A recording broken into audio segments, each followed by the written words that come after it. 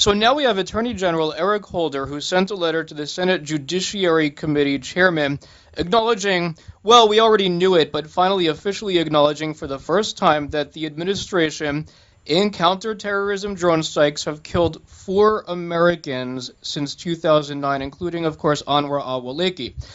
Now, joining us is the one and only Senator Rand Paul. Senator Paul, welcome. Are you satisfied still with the answer from Holder? Are you satisfied that the Obama administration or future administrations in the United States will not use drones to target civilians domestically? Well, they've answered the question domestically, and there still exists a question on foreign territory, because I think there is a difference between being in combat and not being in combat. For example, if you're an American and you're in Afghanistan and you're fighting with the Taliban and you're shooting at us, there's not going to be any due process in that situation. There really is, you fire back in a situation. But the question is what happens when you're not involved in combat, but you're thought to be conspiring to attack the United States? I personally would prefer a type of scenario where we try people for treason.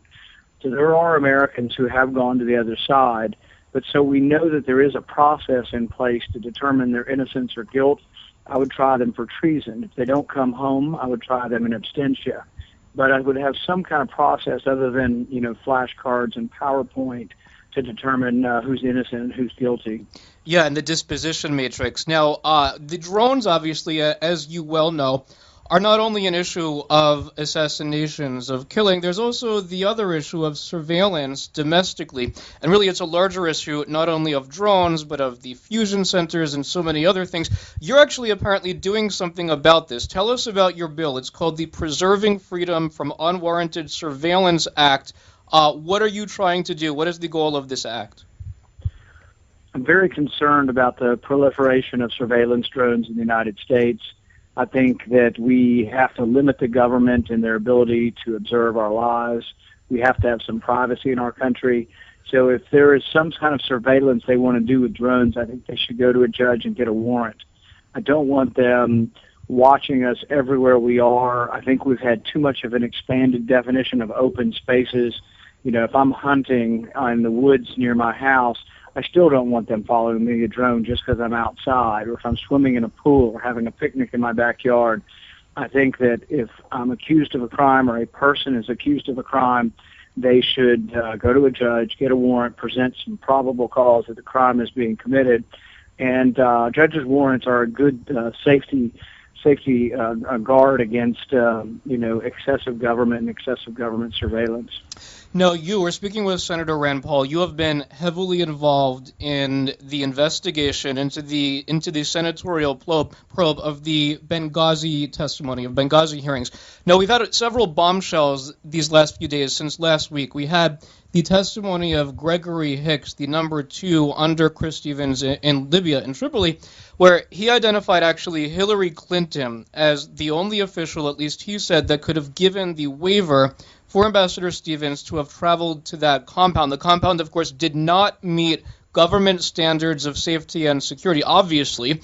And now, overall, though, there is the issue, and Hicks also testified that I think this is amazing, stunning, because until now we didn't really know why Stevens went to the compound, went to Benghazi on that day. Well, now Hicks says that among the reasons is that Hillary Clinton, former Secretary of State, wanted the post in Benghazi to become a permanent facility. Obviously, then, as a victory for the Obama administration's strategy in the Middle East, as exemplified, of course, by Libya, where we had the downfall of Gaddafi. This plus your question to Hillary, where she said she didn't know about these shipments to Turkey. I don't know about that in light of New York Times reports that actually label her as one of the architects of the aid to the opposition in the Middle East. And then she even said that the government, nobody ever recommended to the State Department that they shut down the Benghazi facility. Well, now that has been contradicted by testimony by Andrew Wood, Lieutenant Colonel, who said that he personally recommended that the entire mission in Benghazi be shut down. So in other words, these are major, not minor, major lapses in the decision-making process. Do you think that Hillary should have a clean slate from Benghazi to run for president in 2016, giving these major messes? Well, I think it's not so much about her running for office as it is about someone accepting responsibility. I think it's inexcusable that for 6 months before the ambassador was killed, that there were repeated requests for more security, from Colonel Wood wanting to keep a security team in there, to advising it was unsafe without a security team, to them wanting to have a DC-3 to fly around the country or flee if they had to recommendations and questions as to why they were even in Benghazi. All of these questions really remain unanswered. And interestingly, we called the State Department the other day to the 4 employees supposedly taking responsibility. They still have phone numbers and secretaries at the State Department. So nobody's been fired over this issue, and no one's accepted responsibility.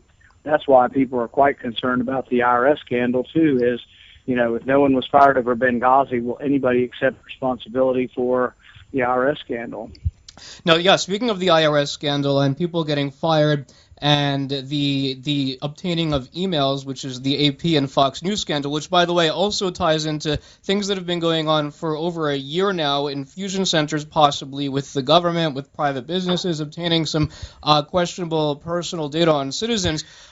What do you think about the talk of impeachment? Is that a word that we should stay away from? Or, I mean, these really are very serious offenses against the terms of office, the limits of power. Do you think impeachment is something that can be talked about? You know, I think we have to get to the bottom of each individual scandal, wade through the specifics, and see who's responsible.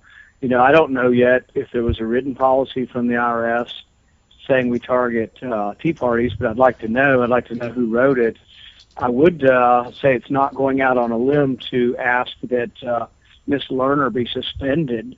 I would suspend her, and then when we're absolutely certain whether she's guilty or not, then we can make a decision on permanent firing. But for right now, I see no reason why, if she's pleading the Fifth Amendment and unwilling to cooperate with Congress, when a government employee is unwilling to cooperate and concerned about criminal charges, that means to me that they need to be suspended, no longer working. Senator Rand Paul of Kentucky, thank you very much for being here on Aaron Klein Investigative Radio on WABC.